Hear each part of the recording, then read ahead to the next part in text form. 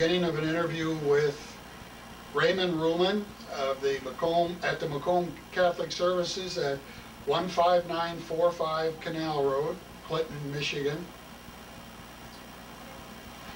Mr. Ruhlman is 86 years old, born July 21st, 1920, and he currently resides in North Branch Township, Michigan. I'm Dave Brousseau, and I will be the interviewer, and Mr. Steve Lutz will be the videographer. Mr. Ruhlman, you were with the 836 Engineering Aviation Battalion, is that right? Correct? Now, when we first started talking, I needed you to describe what is an engineering aviator. We build runways for our Air Force. We was attached to the 6th Air Force. We got orders from our 6th Air Force what they wanted done. And we go to the jungles, tear it all, put a runway in for them. For our fighter planes to escort the bombers. Because fighters couldn't carry enough fuel to go around that way. So they had to get a shortcut. Okay, when you were drafted, as I understand it. Oh, you definitely well. I didn't volunteer for nothing.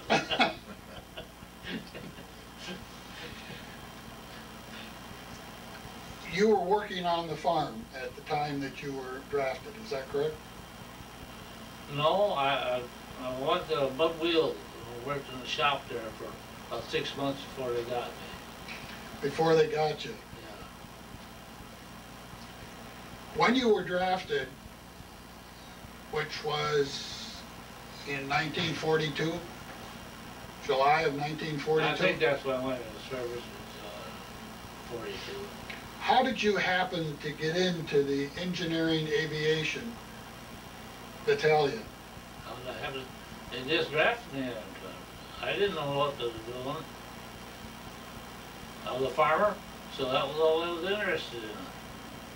Why was the farmer an attraction to the service? Because they know a little bit about construction work, all around machinery. See, we had a lot of heavy equipment. We had D8s, Calicors, big trucks and everything else. I asked you to tell me the difference between the Seabees and the aviation engineer. What did you tell me? They got better for grubbing than behind the front lines. They went out to the front head of the front line. They didn't do the same kind of work, though. They come behind us, maintain it. That's just like the outfit that puts the land for boats to land. They done that too. Who was the group that got shot at the most? We were the guinea pigs. You were the guinea pigs. Yeah, right.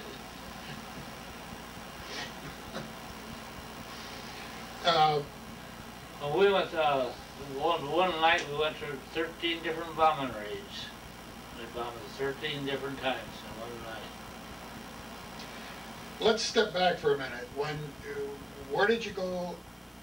I assume you were born in North Branch? Yeah. Where did you go to 3/4 miles north Kings Mills. Okay. Where did you go to school? Kings Mills. I didn't go much to school. I never did learn anything.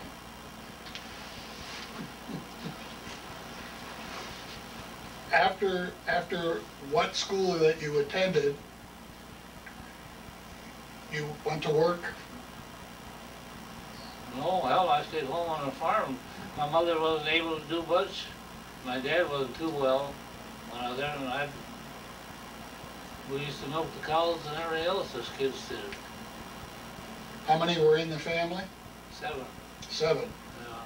4 boys? 4 boys, 3 girls. You were the oldest? I was the oldest. So you were the first one that was dragged into the service. Yep. And my other three brothers went in later on. And all four of you came home. Yeah.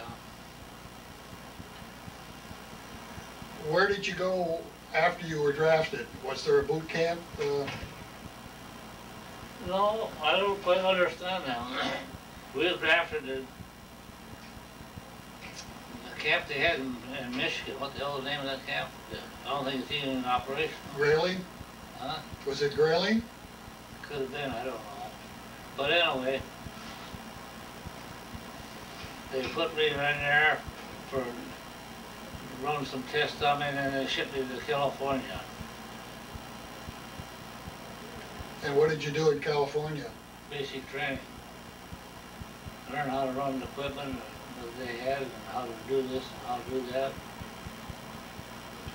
And how long were you there before you got shipped out? Not too damn long, I forget. Where did they... We built a runway in Hammer Field for training before we got overseas. We built a runway there, and that's still in operation.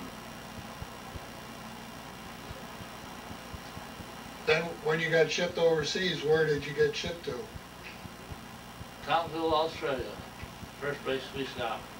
And there they got their directions, orders from there, and we went down there in the jungle. So. Do you remember where you went after you No, left? I have no idea what names on all the islands were. But you just kind of went from island to island, putting in runways? Well, we did, we hit one invasion, put a runway in there, and we'd skip one invasion. Then the next invasion, we'd be in it again, put another runway in, out in the island, knock the coconut trees down. That's all we had, a lot of coconut trees. Were there places where you put runways where you had to go back in and put them in again or redo them? Once we put them in, they loaded us up for another one.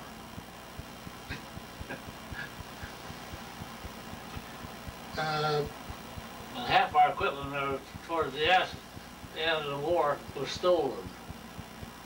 We put an order for equipment, couldn't get it, so another outfit was moving on brand new equipment. We just changed the tag number, run them out of LSTs. So another group just borrowed it, huh? Yeah, they didn't know they was loaning it out. You told me a story about the officer that asked for some of you to come over to the mainland. Can you tell me about that again? Well, I was on Wacky Island when that happened. What was the name of the island? Wacky. Wacky? Wacky Island when that happened. They dropped us off there early in the morning, LSTs, and then bombing and shooting at it, and we couldn't get nothing done. So our officer, there was a big army officer right on the main island, which I guess is a mile and a half from us or something like that from us. Now, officer asked, how about sending some troops over here to protect my guys so they get the work done? He said, I didn't marry I don't have no crazy guys. That's the answer you got for them. What was it like on those islands?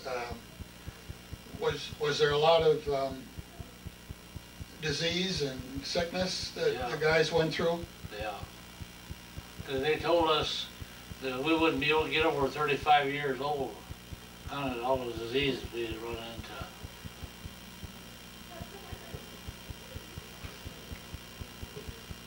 That's what they told us. Yeah. Well, you certainly did a good job at 86. Well, when I come home, I was home about a year and a half, and I had attacked. I don't know what the hell they called it now, but I can't think of it. I expect you probably had malaria? Malaria, that's it. I had an attack of malaria when I was home about 2 years, and I was sick, and the damn doctors in Michigan didn't know what in the hell it was or what to do for it. All the doctor told Rosemary, he got one sick guy there. So He come back and talk. I says, can you get me some quinine? See? Yeah, he said, I think you can. Will you get me some quinine? And he gave me the about quinine and I fixed me up. Because we was taking it when it was in service. Quinine, we take it every day.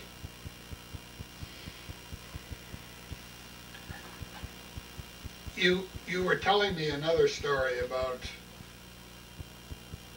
your experiences on the island. And you said that was a pain that a pill won't touch. Do you remember that? What was that about now? Had to do with some people that were not working very well. Your comparison to the Seabees. Oh yeah, that's it. Seaweed. They had better food and a good place to stay, you know. They come in and just leave them. They come in and take you over. It was a protected cell. You said their job was kind of to build, Keep maintaining the runway and stuff like that. maintain it, Yeah. and build docks and Docks for the boats to land, unload line. what kind of boats? Troop ships or? No, they're regular freighters. Yeah. Yeah. Sometimes they come in with LSTs loaded, you know, and unload them, but mostly it's just freighters. You were an 4-year obligator. You were in for 4 years. No, not quite. Not quite. No. 3.5, maybe 3. I don't know. I kind of forgot all that stuff. I didn't want to keep track of it. Yeah. You told me that when the war was over, that you were on a point system. No war was going on yet. They had a point system. You get points for this and that, you know. Well, all of us guys had more points than they ever dreamed of. But they didn't have no replacements. So the points didn't mean shit. So you had to accumulate X number of points, but it also assumed that they had a replacement for you. You gotta have a replacement. So you had to, did they ever get a replacement? They never got none for me. I was there till the last war was over. I was the first troops in our outfit was the first troops to land in Japan. We landed there when we got caught in that typhoon. You ever hear about that? Well, we was on the way. We left Manila. And we got out in the ocean, and the typhoon come up. And you never see boats jump around like they did. You look up there, they went way up there, and you'd be way down there. And then one captain says, how many years he sailed, he never got sick, but this time he did.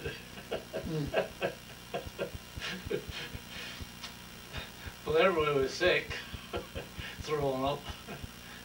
Because I threw up every time I got on one. Yeah.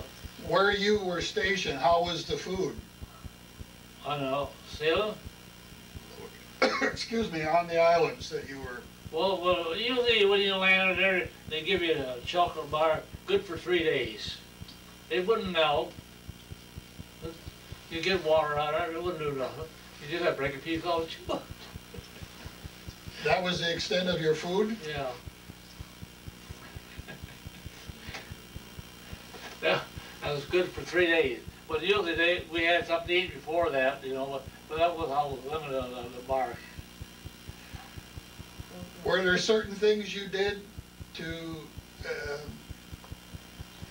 good luck things that you did to try to keep you safe, or Do what? good luck things that you might have done to try to keep you safe from all these attacks? Oh, my mother sent me a rosary of special blessings on to it. I carry that all the time.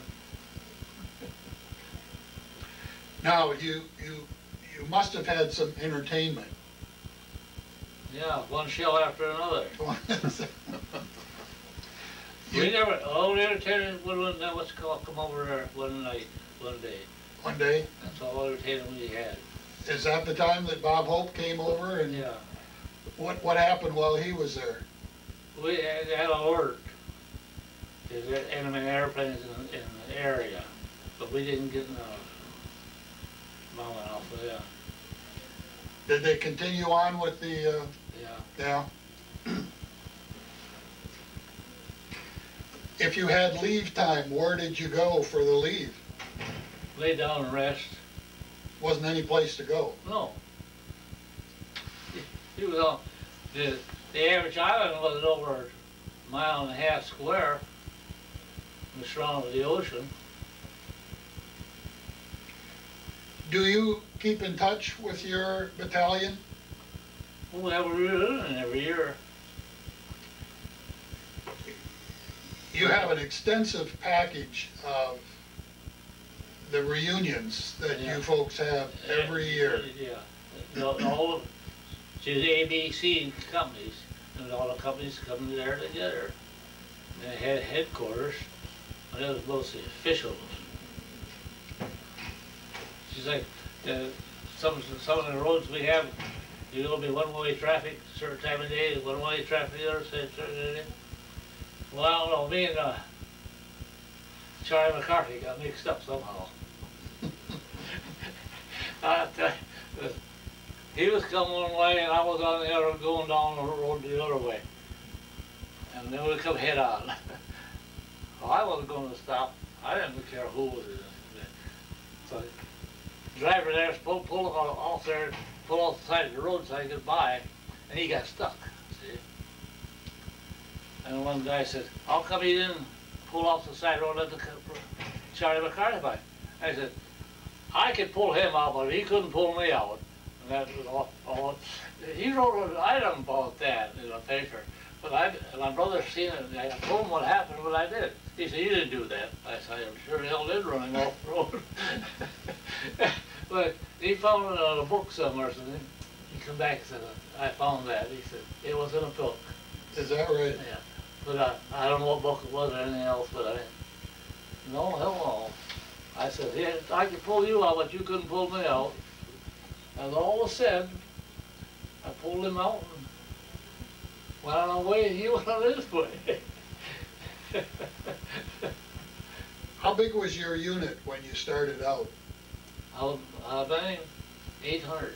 800? 800 people. That was with the medics and cooks and everything else. How many were there when you left? I don't know. Should have been pretty well up to the strike, but I don't know if it was or not. See, we left Manila, and it was up to full strength, and we went through a tornado, and went into Japan, and there wasn't even a shot fired when we went to Japan. Not even one shot. You didn't know that the Japs was going to blow you out of the ocean or what they was going to do. There was a one-shot fire. We went in there, unloaded their stuff, and one-shot it. Where was it in Japan that you landed? In the main harbor. Yeah? Yeah. What the name of the main harbor was, I don't know, but it was the main harbor. Was that at the time that they were signing the surrender papers? I know I signed them before that, Okay, but they didn't know if it was any good or not. I see. You know, they signed them before that. Okay, you get mustered out and you come back home. What's life like back home after 4 years, 3 years Well, and 8 life- months? Also, discuss it with the public wasn't funny. Why is that? You couldn't get a job, you couldn't even buy a job. Because they said that we got to take care of the people who was here, you know, who worked during the war, and we got to take care of them. And that kind of cooled my old heels. I didn't think that was right. what I thought didn't make no difference. So what did you end up doing? Well, I got a job about a year later, What did you do in that job? similar trucks.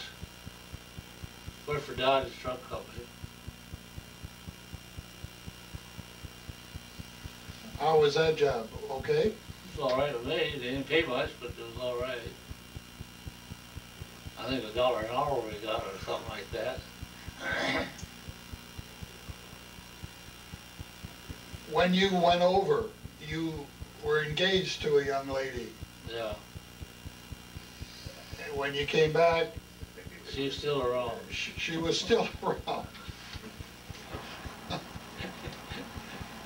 So how big a family did you have? 10 girls. 10 girls? Lost 2 boys. She miscarried 2 boys. And what are you doing now? Me? Suffer. Suffer? Yeah. Did you go back to farming when you got back? Yeah. That was another joke. I couldn't buy no equipment because the guys over here left farming. They said they could come first because they needed equipment to farm. You didn't care about it. You get them started. So eventually you got into the farming anyhow. Yeah. What do you think about that? About farming?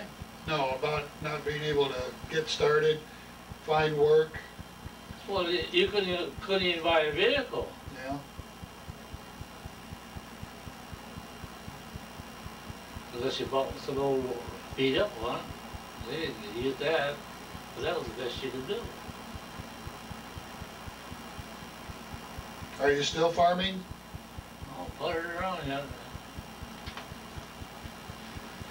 Anyway, we used to milk 100 head of cattle when the girls was all home and process our own milk and deliver it. That's what we done. Bottle our own milk and deliver it. Made a little creamery.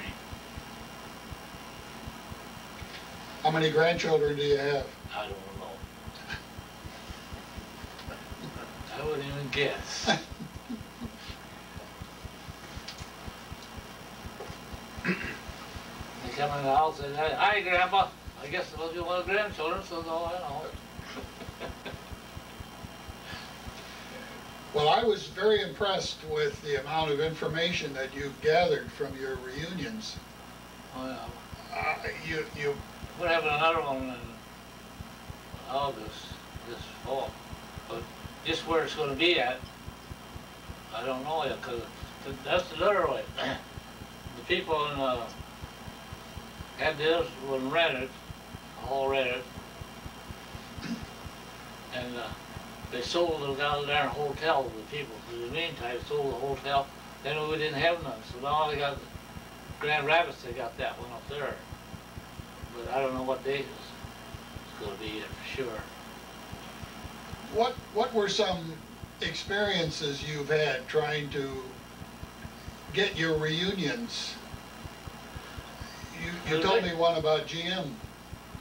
The biggest experience is with the hotels. So you go in there about 3 months, 4 months, maybe 6 months, a year almost, to make arrangements for a certain date for that hotel and tell them about approximately how many people will be there. And everything goes fine then, till a few last minutes and they do this. And one outfit in Detroit here, one hotel, we had arrangements made, we come in there, we was in there one day, going on, and Detroit Diesel wanted to use that hotel, and they just pushed us right in the corner. What do you think about that? I thought it was pretty dirty. But who's going to fight them? Do you have any other experiences like that? No, all the experiences then we had to get thrown in jail. What'd you get thrown in jail for? Didn't get thrown in, but they threatened to throw us in. Oh, yeah? Yeah. They were, when we first started this organization, you know, going to one state, but the guys that get boozed up and they only ripping and tearing and hollering about this and hollering about that. Well, the whole hotel was all freaked up. They had a gentleman squawk to throw us out, no doubt about it. But the last few years, there ain't no trouble. Quiet and peaceful. How big is your group now that you get together in the reunion? Actually, the guys that come to the reunion last year, I think it was around 31, 32 guys plus left. Sometimes that's a long way for you people to travel, isn't it? Yeah. Do you always go to those reunions? I haven't missed too many of them. You looking forward to the next one? Yeah, it's going to be in Michigan. Where is it going to be? They got Grand Rapids. Well, that's a long way away. No, it ain't so far. A couple hundred miles. Is there anything else you'd like to tell us about your experiences in the service? See, we couldn't write and tell our folks or anybody else where we was at, what we was doing. They shut us right off. Our mail was all censored before it went out. So, see, we said give anybody any kind of clue at all where we was at. Nobody ever knew where we was at. See, we got orders from 6th Air Force. We got our orders where they wanted to strip it down, when they wanted it down.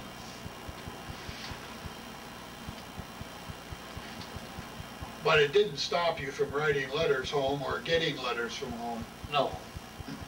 You just didn't tell them anything, that's all. You left to know you're still alive. Where do they send the mail they send to you?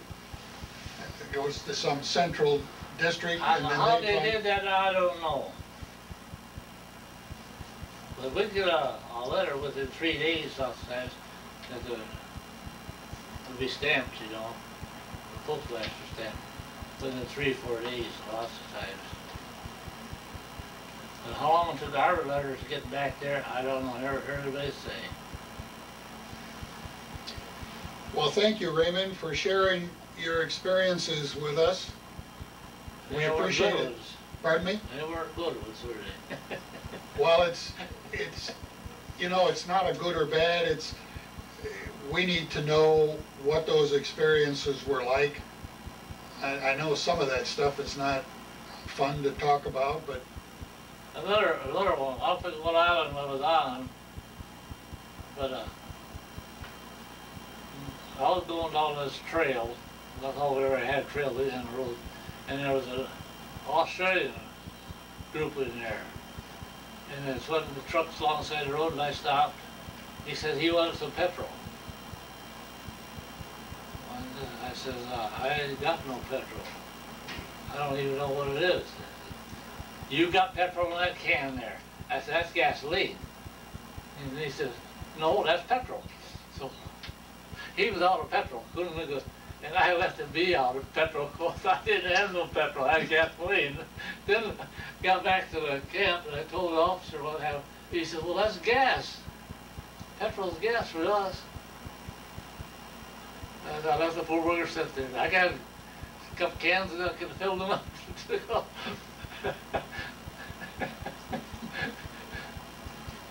Yeah, he wanted petrol. well, thank you very much for sharing everything that you did with us. Yeah.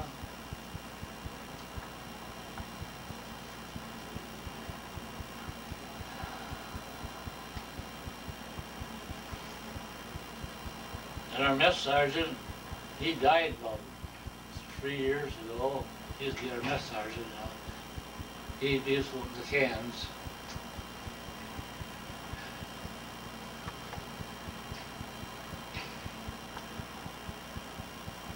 Vinny was his name, Vincent Barner.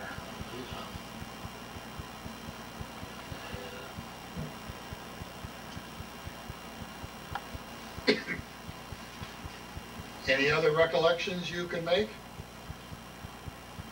Oh, I don't know. One night we was in the bombing hell all of us. Me and my buddy was there. We was used to be in Illinois. He was a farmer out there, see. He farmed the horses, and he was there. We lay in a foxhole. The first thing you've done, we dug a hole in the ground, so we just shoot over you. We had some logs laying on top of ours, and somebody dropped a bomb close to us and blew the top right out of that damn foxhole, you know. And a few minutes later, the guy alongside it, he reached behind him and he's got a handful of blood. He got hit. See, you know, really, he got hit. He said, my ass is gone, my ass is gone. I'm going to medics. I said, you ain't going nowhere. And I had to fight with him to keep him in that hole so they quit bombing us. But that seemed to be going on all the time while you were building these. Oh, yeah. That was go through. One day we was going on, me and another guy was going down the strip. We had a Jeep. We went down the strip there. And somebody shot at us and went underneath.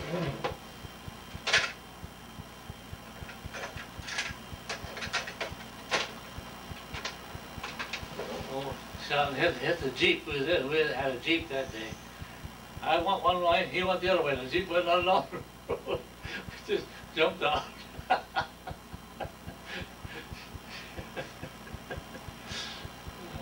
Nice to be able to recount those and laugh now. It Yeah. probably wasn't so funny then. Well, it was funny what was going on. Yeah.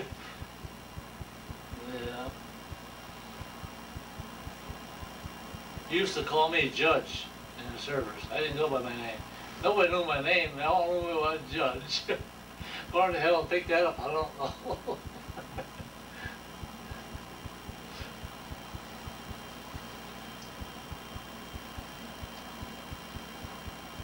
About 2 meetings, reunions ago, they said, how did you ever get that name Judge? I said, don't ask me, you guys give it to me. I don't know how you got it.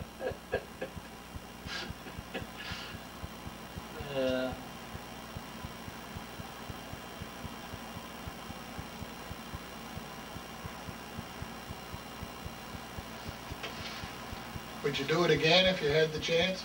Pardon? Would you do it again if you had the chance? If I was trying to stay out, I wouldn't do it.